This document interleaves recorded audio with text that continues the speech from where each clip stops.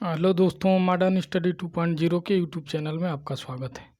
तो चलिए आज हम स्टार्ट करने जा रहे हैं आधुनिक भारत। आधुनिक भारत में जो हम स्टार्ट होता है वहाँ से, जब यूरोपीय कंपनियाँ भारत में व्यापार करने के उद्देश्य से जब आना शुरू करती हैं, तो वहाँ से आधुनिक भारत का इतिहास स्टार्ट माना जाता है। ये मुग़ल काल चल रहा होता है। मुग़ल काल जब मुग़ल काल का अकबर शासक रहता है, उसी समय से जो कंपनियां आने लगती है।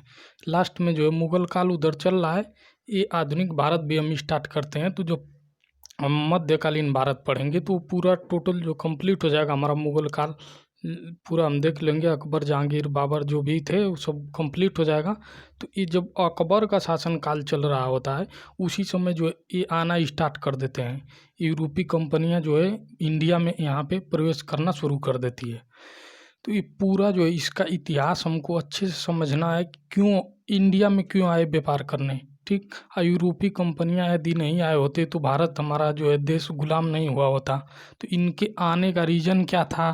ठीक, तो ये हर एक एक मुद्दे पे इसको अच्छे से समझना है कि इनका जो है रीज़न क्या था आने का, इनका उद्देश्य क्या था, ये कैसे अधिकार कर लिए पूरा जो है इंडिया पे। इतना दूर जो यूरोप का देश है, इंग्लैंड इधर है, यहाँ से आके ब्रिटेन जो है यहाँ पूरा कब्जा जमा लिया इंडिया पे। ये बहुत सारी कंपनियां इंडिया में आई, लेकिन जो है सबको फाइनली लास्ट में हरा दिया जो है ब्रिटेन, और पूरा जो है इंडिया पे कब्जा हो गया था। जो आज़ादी मिला 15 अगस्त 1947 को, तो भारत आज़ाद हुआ ब्रिटेन से। तो पूरा जो है इसका क्रम हम देखेंगे, एक एक चीज़ को समझना है अच्छे से। ये जो फैक्ट आप याद कर लेंगे कि जो है कब आया था, उसका डाटा याद कर लेंगे, तो वो सब जो है एग्ज़ाम के टाइम पे भूल जाता है। यदि आपको पूरा कहानी पता है तो आप अनुमान लगा के भी क्वेश्चन को सही कर सकते हैं, ठीक कर सकते हैं। तो चलिए इनका आगमन का क्रम हम देखते हैं, एक एक स्टेप पूरा जो है कंपनी का जो है कैसे भारत में दबदबा हुआ। ठीक, कौन पहले आया, इसके बाद जो है किस सन में आया। ठीक, तो इनका क्या क्या योगदान रहा, उन सब चीज़ों पे अच्छे से यहाँ पे बात किया जाएगा। चलिए हम स्टार्ट करते हैं। देखिए इनको जो है यहाँ पे आने की ज़रूरत क्या पड़ी। पहले सवाल आता है कि जो यूरोपीय कंपनियाँ भारत में क्यों आई। देखिए यहाँ पे जो इंडिया से व्यापार होता था, इंडिया से यूरोप में व्यापार चलता था। एक होता था ये जो था थल मार्ग, इस रास्ते से ये जो है तुर्की है, यहाँ पे ये इस्तांबुल है, तुर्की का पश्चिमी हिस्सा जो है ये यूरोप में आता है। तो यहाँ पे जो है माल यहाँ थल मार्ग द्वारा पहुँचाया जाता था।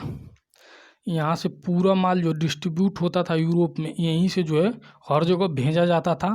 तो यहाँ से ये जो व्यापार का केंद्र था मेन, जो यहाँ मटेरियल जो यहाँ पहुँचता था, यहाँ से हर जगह पे यहाँ पे बंटाया जाता था। और दूसरा मार्ग जो था ये जल मार्ग था। देखिए ये थल मार्ग है, ये जल मार्ग है। ये किधर से आता था, ये जल मार्ग द्वारा यहाँ से आता था, और ये पूरा टोटल यहाँ से डिस्ट्रीब्यूट होता था। देखिए तो ये बंद क्यों हो गया, क्यों इधर से आना पड़ गया, इनको ये मार्ग खोजना पड़ा, उस चीज़ को हम देखेंगे। देखिए ये जो इस्तांबुल है, अच्छे से समझना है ध्यान से। ये इस्तांबुल, ये जो यूरोप था, यहाँ पे रोमन साम्राज्य था एक। ठीक, यूरोप में रोमन साम्राज्य आप सुने होंगे, रोम साम्राज्य, रोमन साम्राज्य जो था। तो यूरोप में क्या था, रोमन साम्राज्य। देखिए रोमन साम्राज्य था। रोमन साम्राज्य का ये दो भागों में बटा था। एक जो है पश्चिमी भाग था इसका, और एक पूर्वी भाग। पूर्वी भाग, तो पूर्वी जो भाग था इस पे जो देखिए ये रोमन साम्राज्य, यहाँ पे इसका कब्जा था। ये पूरा इसी की देखरेख में व्यापार यहाँ से हो रहा था, माल आ रहा था, जा रहा था। तो ये पूर्वी भाग जो था, इस पे जो कब्जा था वो था बैजंतिया साम्राज्य। बैजंतिया,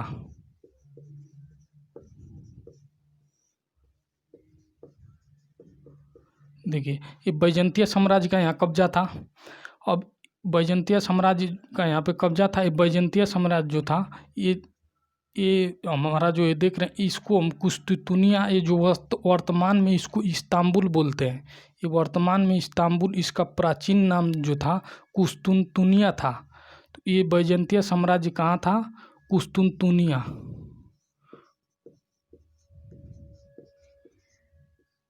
कुस्तुनतुनिया, ये कुस्तुनतुनिया जो था या इस्तांबुल वर्तमान में, ये बैजंतीय साम्राज्य का क्या था, ये राजधानी था। यही राजधानी में जो है माल आता था, यहाँ से पूरा जो है यूरोप में डिस्ट्रीब्यूट होता था। तो ये जब इस पे जो अधिकार हुआ, ये कुस्तुनतुनिया पे जो टोटल कब्जा किसका था, बैजंतीय साम्राज्य का। अब देखिए ये जो बैजंतीय साम्राज्य था, इस पे जो आक्रमण कर दिया, इस पे बैजंतीय साम्राज्य पे आक्रमण करता है उस्मानिया साम्राज्य।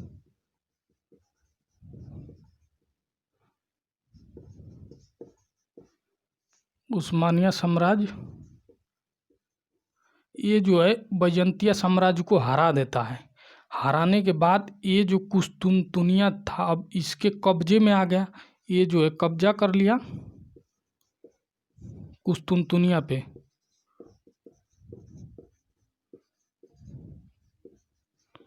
ये कुस्तुनतुनिया पे जब कब्जा कर लिया तो अब क्या किया कि इतना टैक्स लगा दिया, ये जो व्यापार हो रहा था थल मार्ग से, इतना टैक्स लगाया कि ये जो व्यापार यहाँ पूरी तरह से बंद हो गया। इतना, अब मान लीजिए कि 10 रुपये का सामान है, उस पर 100 रुपया 100 रुपया टैक्स लगाएगा तो कौन खरीदेगा। तो इतना ज़्यादा ये जो उस्मानिया साम्राज्य था, अब यहाँ जब इसका कब्जा हुआ इस कुस्तुनतुनिया पे, तो ये जो है यहाँ पे इतना टैक्स लगाया कि ये जो व्यापारी जो थे अब उनको घाटा होने लगा, तो व्यापार यहाँ से पूरी तरह बंद हो गया।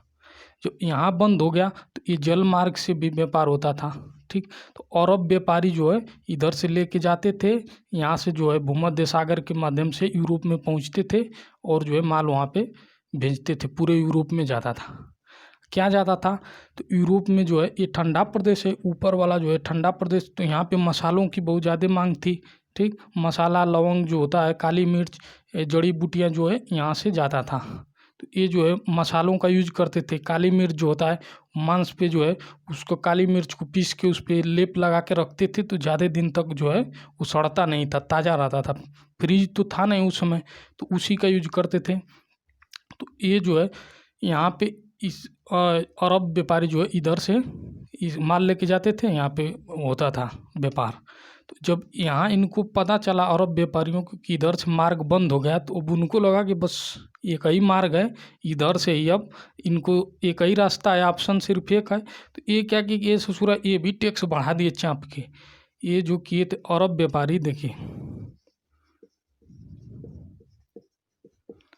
अरब व्यापारी भी जो है टैक्स को जो है काफ़ी इंक्रीज कर दिए, टैक्स को बढ़ा दिए।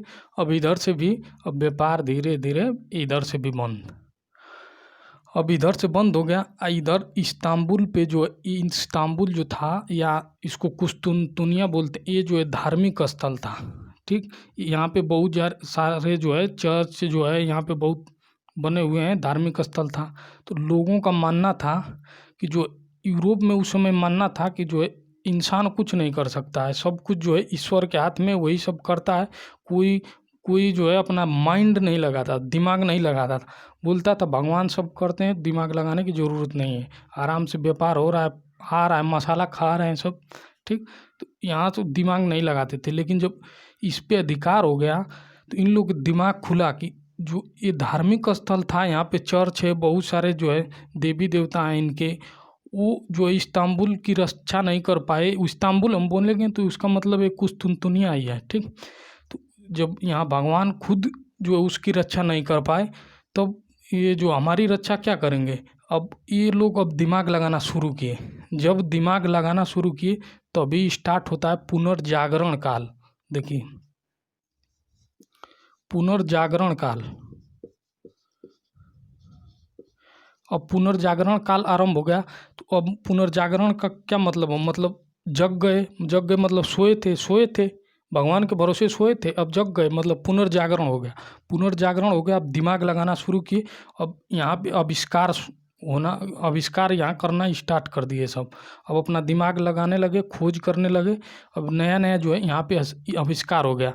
यहाँ पे दिशा सूचक यंत्र बनाए, नौकायन बनाए, बहुत सारे यंत्र का यहाँ पे आविष्कार होना शुरू हो गया। अब इनके दिमाग में, इनके पास एक ही रास्ता था, मसाला तो मिल नहीं रहा था, इधर से बंद हो गया था, इधर से अब मांस में जो है मसाला मिर्च डाल के खाते थे, अब यहाँ मिल नहीं रहा था मसाला। इनकी नीड था, वर्तमान में इनकी नीड था उस समय कि इनको चाहिए मसाला, इनको अब इधर से बंद हो गया मार्ग, तो इनको ज़रूरत थी अब नए मार्ग की। अब नए मार्ग की, तो अब नया मार्ग इधर से जा नहीं सकते थे, तो अब ये सोचे कि ये समुद्री मार्ग खोजा जाए। ये जो अटलांटिक महासागर है, ये जो है समुद्र है पूरा, तो अब ये सोचे कि समुद्र जो है इंडिया किसी तरह भारत पहुंचा जाए। ठीक, तो देखिए अब इनके दिमाग में आया कि अब समुद्री मार्ग की खोज करना है। तो ये देखिए, ये है पुर्तगाल, ये पुर्तगाल है, और ये है स्पेन, इससे सटा हुआ है। तो पुर्तगालियों से पहले स्पेन के दिमाग में आया कि चलो जाओ, यहाँ से लोग जो है अब इंडिया खोजने के लिए चल दिए। तो पहला व्यक्ति स्पेन से चला कोलंबस। देखिए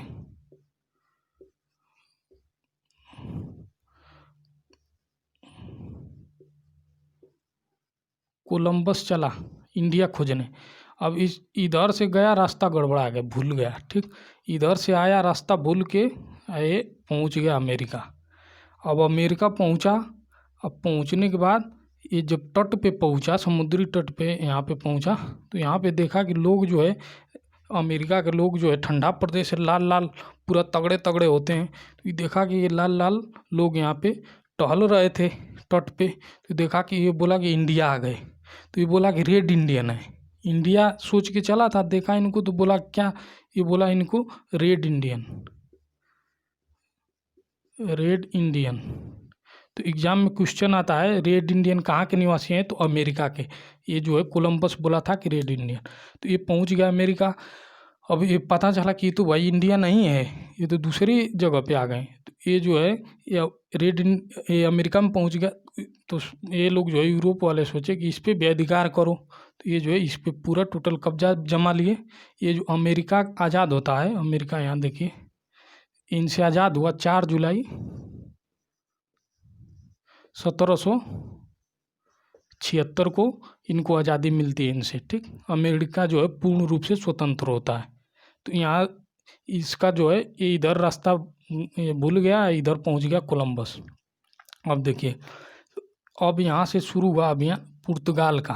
ठीक, पुर्तगाल का अभियान शुरू हुआ यहाँ से। अब पुर्तगाली जो है अब इधर से चलने लगे, अब यहाँ मैप बनाना स्टार्ट कर दिए। ठीक, पुर्तगाली जो थे सोचे कि एक आदमी को भेजे, एक यहाँ गया, यहाँ से वो वापस हो गया, फिर दूसरा इधर तक गया, वो भी वापस हो गया, तीसरा इधर तक। इसी तरह जो है पश्चिमी तट जो था, अफ्रीका का पश्चिमी तट, उसका जो है ये पुर्तगाली मैप तैयार कर लिए। ठीक, ये मैप तैयार कर ली। अब उसी मैप के सहारे से जो है बर्थोलोम्यू डियाज जो था, पहला व्यक्ति था बर्थोलोम्यू डियाज। देखिए पुर्तगाल का पहला व्यक्ति बर्थोलोम्यू डियाज जो यहाँ पे पहुँचा, यहाँ पे मैप लेके पहुँचा। ये जो मैप बनवाए थे प्रिंस हेनरी जो था, देखिए प्रिंस हेनरी, यही जो है मैप बनवाया था प्रिंस हेनरी। इसको द नेविगेटर बोलते हैं, नेविगेटर। ये जो है प्रिंस हेनरी, यही जो है अफ्रीका के पश्चिमी तट का मैप बनवाया था। तो यहाँ पे जो इस मैप के सहारे से पहुँचा पहला व्यक्ति बार्थोलोम्यू डियाज। देखिए पहला व्यक्ति जो था यहाँ तक पहुँचा, Bartholomew Diaz.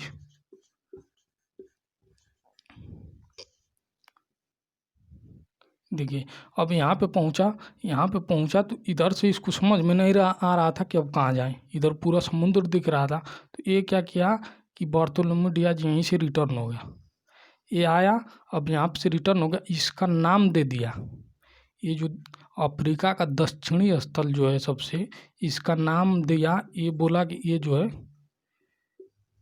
Cap of Good Hope, Good Hope, या इसको हम बोलते हैं आशा अंतरीप। ये खोज नहीं पाया, लेकिन ये यहाँ पे नाम दिया कि यहाँ से उम्मीद है, आशा है कि अब इंडिया मिल जाएगा। ये भाग गया फिर पुर्तगाल। ठीक, ये पुर्तगाल चला गया।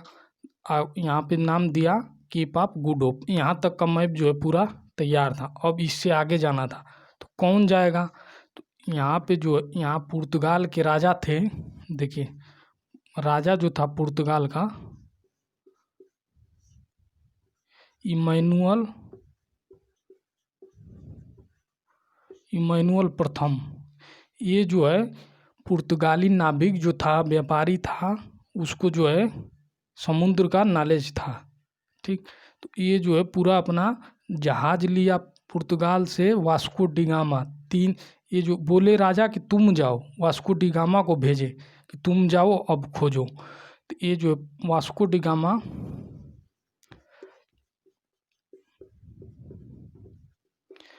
डिगामा चला पुर्तगाल से 1497 में। 1497 में पुर्तगाल से चला। ये क्या कि ये 3 जहाज लिया, 3 जहाज था, इस पे 150 लोग थे। 150 लोग और 3 जहाज़ों के साथ जो है ये रवाना हो गया। इधर से आया, अब यहाँ पे पहुँचा, तो यहाँ पे आया तो इसका भी दिमाग चक्कर खाने लगा। ठीक, कि अब कहाँ जाएं? तो यहीं पे अफ्रीका का एक व्यापारी था, अब्दुल मलिक। देखिए अब्दुल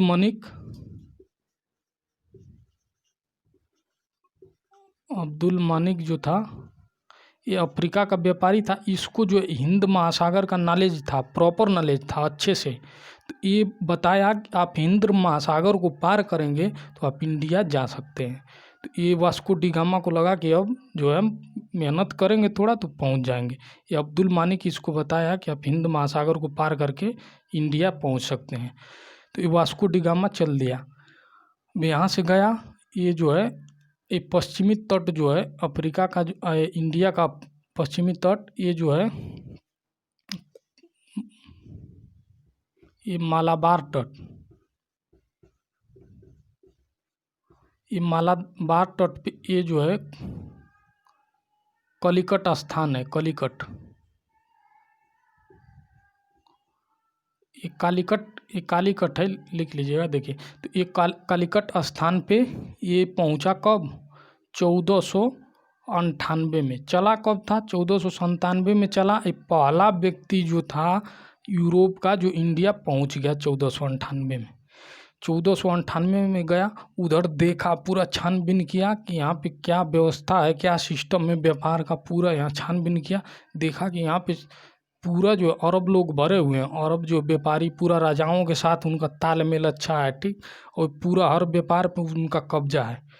ये क्या किया, यहाँ से सामान खरीदा, चाँप के 3 गो जहाज लेके गया था, यहाँ से खरीदा, जहाज में सामान भरा, उसके बाद पूरा देख के उसके बाद रिटर्न हो गया पुर्तगाल गया। वहाँ जो है राजा को बताया कि कंडीशन वहाँ पे ऐसी ऐसी है, और ये जो पूरा सामान लेके गया था उसको बेचा वहाँ के बाज़ार में, यूरोप के मार्केट में बेचा। तो ये पूरा जितना खर्च था और जितना पैसा का खरीदा था, पूरा काट के निकालने के बाद उसको 60 गुना, इसको जो है वास्को डिगामा को जो है 60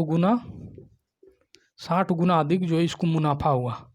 तो ये जो पुर्तगाल के लोगों की जो है, राजा की आँख खुल गई एकदम की, ये सामान लेके आया 60 गुना, जो है पूरा जो है आने जाने का खर्च भी निकाल दिया, तो 60 गुना मुनाफा हुआ।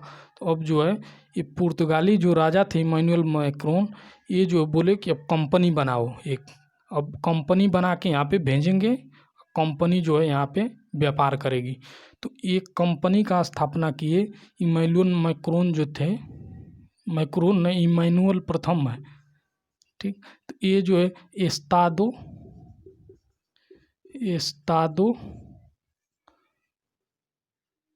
डी इंडिया, ये पुर्तगाली कंपनी बन गई। एस्तादो द इंडिया पुर्तगाली कंपनी बन गई।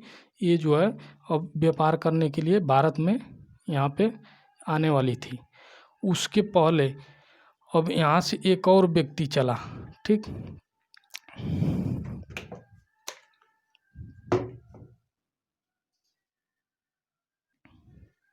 चलिए देखिए, तो ये जो था एस्तादो इंडिया कंपनी बन गई। जब ये वास्को डी गामा यहाँ इंडिया से आया तो ये 1498 में एस्तादो डी इंडिया कंपनी जो है पुर्तगाली कंपनी ये बन गई, ठीक। सरकारी कंपनी नहीं थी, ये प्राइवेट थी, ठीक। फ्रांसीसी कंपनी जो सिर्फ एक सरकारी थी, बाकी जितना है सब प्राइवेट था, ठीक। वहाँ के राजा भले उसको जो है मान्यता दिए, चार्टर दिए, लेकिन वो सब प्राइवेट था। ये फ्रांसीसी कंपनी जो आएगी वो जो है सरकारी थी। तो ये एस्तादो डी इंडिया कंपनी जो है यहाँ पे बन गई। यहाँ पे वास्को डी गामा के आने के बाद जो है यहाँ पे कंपनी बन गई। अब जो है 1500 ईस्वी में देखिए, यहाँ पे 1500 ईस्वी में पेट्रो अल्बरेज जो है 1500 ईस्वी में, ये जब वास्को डी गामा गया 1498 में, तो पेट्रो अल्बरेज यहाँ से चलता है भारत के लिए। अब रास्ता तो जान ही गए थे, तो अब ये जो है भारत के लिए यहाँ से चला। ये जो है ये तो 3 जहाज लेके गए थे, वास्को डी गामा 3 जहाज लेके गए थे। ये पेट्रो अल्बरेज जो है 13 जहाज ले लिया, 13 जहाज लिया। ये वास्को डी गामा बताया था कि यहाँ पूरा जो है अरबों का पूरा जो है नियंत्रण है व्यापार पे। तो ये 13 जहाज लिए और प्लस जो है नौसेना भी ले लिया, नौसेना। 13 जहाज लिया और नौसेना। पेट्रो अल्बरेज जो है इधर से 13 जहाज लेके ये पहुँच गया इंडिया में पहुँचा। अब ये जो अरब व्यापारी थे, अब इनको लगा कि इधर से व्यापार बंद हो गया था, अब टैक्स ज़्यादा कर दिए, तो कोई खरीद नहीं रहा था। तो बोले कि ससुरा इधर से खरीद नहीं रहे हैं, अपने से इधर लेके जाने के लिए आए हैं। देखिए, तो ये जो है इनको देखा तो भड़क गए सब व्यापारी कि हमसे नहीं ले रहे हैं, इधर से देखिए घूम खोज के इधर से आ गया। तो ये भड़क गए और जो है इनसे युद्ध कर दिए। ये पेट्रो अल्बरेज से युद्ध हो गया इनकी नौसेना से। तो ये तो पूरा जो है लेके गया था चाँप की सेना, पूरा जो है नौसेना में जो है माहिर थे। ये जो इनसे युद्ध हुआ, अरब व्यापारी जो है हार गए। ये क्या किया, पेट्रो अल्बरेज जो है इनकी नौसेना जो है इसका एक जहाज जो है छीन लिए। ये जहाज जो है, जहाज को जो है ये लूट लिए, एक जहाज लूट लिए। इसका एक जहाज पकड़ा गया, बाकी भाग गए, ठीक। तो एक जहाज लूट के ये जो स्थानीय राजा थे, स्थानीय राजा को जो है ये गिफ्ट कर दिए। पेट्रो अल्बरेज जो है गिफ्ट कर दिया स्थानीय राजा को। तो ये जो है इसके जो है पावर से जो है प्रभावित हुए कि जो ये अरबों से ज़्यादा ताकतवर हैं ये पुर्तगाली। तो ये प्रभावित हुए, ये जो इनको गिफ्ट किया और गिफ्ट करने के बाद ये काफ़ी प्रभावित हुए राजा, जो व्यापार करने की जो है स्वीकृति अपने क्षेत्र में दे दिए। तो ये जो है फिर पेट्रो अल्बरेज 1500 में पहुंचा था, ये जो है फिर वापस आ गया इंडिया में, अपने ये यूरोप में पुर्तगाल आ गया। और पुर्तगाल आने के बाद अब देखिए, अब 1502 में फिर ये वास्को डी गामा, देखिए ये 60 गुना बेचा है, लेकिन देखिए वहीं फिर वहीं इसको चाहिए। ये 1502 में इस बार चला, और इस बार राजा बोले कि तुम जाओ और वहाँ पे कंपनी की स्थापना कर के आओ, कोठी बना के आओ। ये जो पूरा बम बारूद पूरा लेके निकलता है, ये पुर्तगाल से चला 1502 में। देखिए 1502 में Vasco D gamma, Vasco D gamma फिर दोबारा आया, ये दूसरी बार आया। पहली बार 1497 में चला, 98 में पहुंचा था, खोजा था भारत के समुद्री रास्ते की खोज जो वास्को डी गामा किया, पहली बार आया।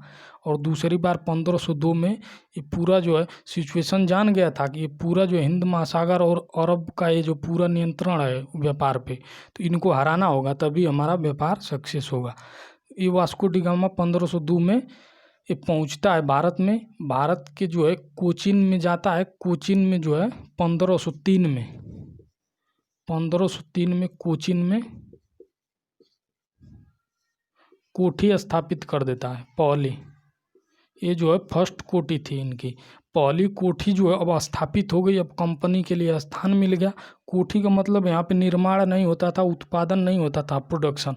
वहाँ जो कोठी मतलब वहाँ पे पूरा सामान लेके इकट्ठा करते थे, वहीं से व्यापार होता था, बेचते थे, खरीदते थे वहीं पे पूरा। ये जो है कंपनी एस्तादो डी इंडिया, अब यहीं पे इनको कोठी मिल गया 1503 में। 1503 में कोठी मिल गया। अब ये इनका व्यापार पूरी तरह चलने लगा। अब वास्को डी गामा एक कोठी स्थापित करके यहाँ पे कोचिन में, अब ये पुनः जो है पुर्तगाल आ गया। ठीक, अब इससे आगे कहानी देखते हैं। तो ये 1500 जो है 1502 में ही है, देखिए 1503 है, 1502 में है कोचिन में जो है पहले इनकी फैक्ट्री अब लग चुकी है। उसके बाद देखिए अब 1505 में यहाँ से अब इस कंपनी जो स्थापित हो गई यहाँ पे, तो 1505 में अब इस कंपनी का गवर्नर चलता है। 1505 में कंपनी का गवर्नर चलेगा फ्रांसिस दी अल्मीडा। ये 1505 में यहाँ से अल्मीडा चलता है। अल्मीडा आया यहाँ पे, कंपनी जो थी उनका, जो पुर्तगाली कंपनी, वहाँ कंपनी में आया। और आने के बाद ये पूरा जो है नौसेना इनका जो है उनका विस्तार करने लगा हिंद महासागर पे कब्जा करने के लिए। और आने के बाद ये जो था फ्रांसिस दी अल्मीडा जो था, इसने जो है ब्लू वाटर पॉलिसी चालू कर दिया। यहाँ पे देखिए आता है 1505 में पहला गवर्नर, ये पहला गवर्नर है कंपनी का, फ्रांसिस्को डी अल्मेडा। ये जो प्रथम गवर्नर था कंपनी का, अभी तो लोग आ रहे थे, कंपनी गवर्नर कोई नहीं था, ये गवर्नर था। पहला गवर्नर फ्रांसिस डी अल्मेडा 1505 में आया। और ये आने के बाद ये जो यहाँ पे ब्लू वाटर पॉलिसी लागू कर दिया। देखिए ये जो ब्लू वाटर पॉलिसी, ये ब्लू वाटर पॉलिसी क्या था, देखिए ये ब्लू वाटर पॉलिसी था कि अब इनके बिना परमिट के कोई व्यापार नहीं कर सकता है। अब व्यापार करेगा तो उसका जो है ये सामान लूट लिया जाएगा। लूटेगा कौन? ये जो पुर्तगाली थे, एक इनका अलग ग्रुप बनाए, उसको डाकू बना दिए। पुर्तगाली जो थे अलग एक अपना डाकुओं का ग्रुप बनाए, उसको तैयार कर दिए। और बोले कि जो परमिट जिसके पास हमारा नहीं रहेगा, कार्टेज उसको बोला जाता है, तो जो एक कार्टेज देता था, एक गवर्नर आया है, ब्लू वाटर पॉलिसी लागू किया, तो उसमें जो है एक कार्टेज मिलता था। कार्टेज जिसके पास है उस दिखाने पे उसको जो है कहीं उसको रोका नहीं जाता था, उसका जहाज नहीं लूटा जाता। जिसके पास कार्टेज नहीं है, ये पुर्तगाली के जो गुंडे थे, ये जो यहाँ पे लुटेरे थे, वो जो है उसको, जिसके पास कार्टेज नहीं है उसका लूट लेते थे। तो लोग डर के मारे कार्टेज लेने लगे। ठीक, कार्टेज लेने लगे तो ये जो है पूरा इनका नौ शक्ति जो इसको बढ़ाने लगे, पूरा जो है इसका विस्तार करने लगे। अब देखिए ये फ्रांसिस दी अल्मीडा के जो यहाँ पे गवर्नर बन के आया था, इसी के समय जो है अब इन लोगों को लगा कि अरब के व्यापारी थे, गुजरात के जो शासक थे, लोगों को लगा कि बाहर से आके देखिए ब्लू वाटर पॉलिसी लागू कर दिया। तो ये लोग मिल के जो है देखिए मिस्र प्लस गुजरात प्लस तुर्क, ये तीनों जो है, तीनों के जो है व्यापारी और शासक पूरा आपस में मिले और जो है युद्ध कर दिए पुर्तगाली से कि हम ब्लू वाटर पॉलिसी जो है नहीं चलने देंगे। तो युद्ध कर दिए। तो ये जो था पुर्तगाली की नौसेना इतना पावरफुल हो चुका था कि ये जो है तीनों को हरा दिया। ठीक, हरा दिया, अब हार के शांत हो गए, पड़ा गए चुपचाप। ठीक, तो ये जो है यहाँ पे इनको तीनों लोग को हरा दिया। हराने के बाद ये शांत हो गए। उसके बाद 1505 में आया था ये, फिर वापस 1509 में, 1505 में आया, 1509 में ये वापस चला गया पुर्तगाल। अब 1509 में आता है एक दूसरा गवर्नर आएगा। 1500 देखिए 1509 में आता है अल्बुकर्क। देखिए अल्फांसो डी अल्बुकर्क। अल्बुकर्क, ये जो है 1509 में अल्फांसो दी अल्बुकर्क जो है ये गवर्नर बन के कंपनी का आता है। कंपनी कौन थी? एस्तादो डी इंडिया 1498 में बन गई थी। ठीक, कौन बनाया था? इमैनुअल प्रथम जो है इसका गठन किए थे। तो ये अल्बुकर्क जो है, ये अल्बुकर्क जो है 1509 में इंडिया में आता है। ये आते ही क्या किया? एक गोवा पर आक्रमण कर दिया। ये देखिए, ये अल्बुकर्क जो है 1509 में आया, 1510 में गोवा पर आक्रमण कर दिया। गोवा पर आक्रमण किया। गोवा के शासक थे यूसुफ आदिल शाह। ये गोवा के शासक थे यूसुफ आदिल शाह, या शॉर्ट में लिख देते हैं आदिल शाह। आदिल शाह पे जो है ये अल्बुकर्क जो है आक्रमण किया, आदिल शाह को हरा दिया। हराने के बाद गोवा पे, ये गोवा को जीत लिया। गोवा पे पूरा इनका अधिकार हो गया। गोवा पे अधिकार होने के बाद ये जो अल्बुकर्क जो था ये विवाह नीति लेके आया कि अब पुर्तगाली को यहाँ पे बसाने लगा कि अब यहाँ से कितना पुर्तगाली लाएगा। तो ये बोला कि अब जितना पुर्तगाली है सब जो इंडिया के जो है भारत की महिलाओं से विवाह करो।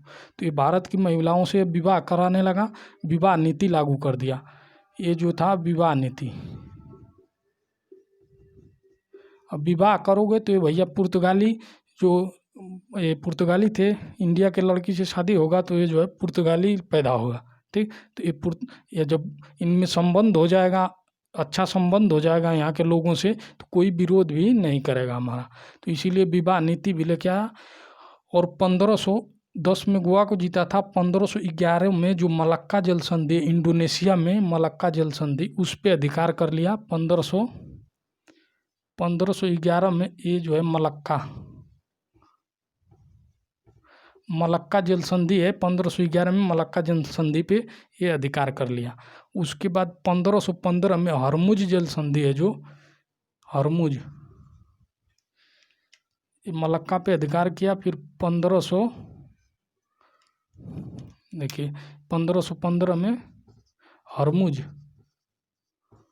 हरमुज जल संधि है, उस पे भी ये इसका अधिकार हो गया। ठीक, तो चलिए यहाँ तक अच्छे से देख लीजिए, समझ लीजिए एक एक चीज़ को। ये सब पूरा कहानी सेट हो जाएगा। एक बार अच्छे से 2 बार वीडियो देखेंगे, सुनेंगे आराम से, ये सब सेट हो जाएगा। तो ये जो है 1515 में हरमुज की जो है जल संधि थी, उस पर भी इसका अधिकार हो गया।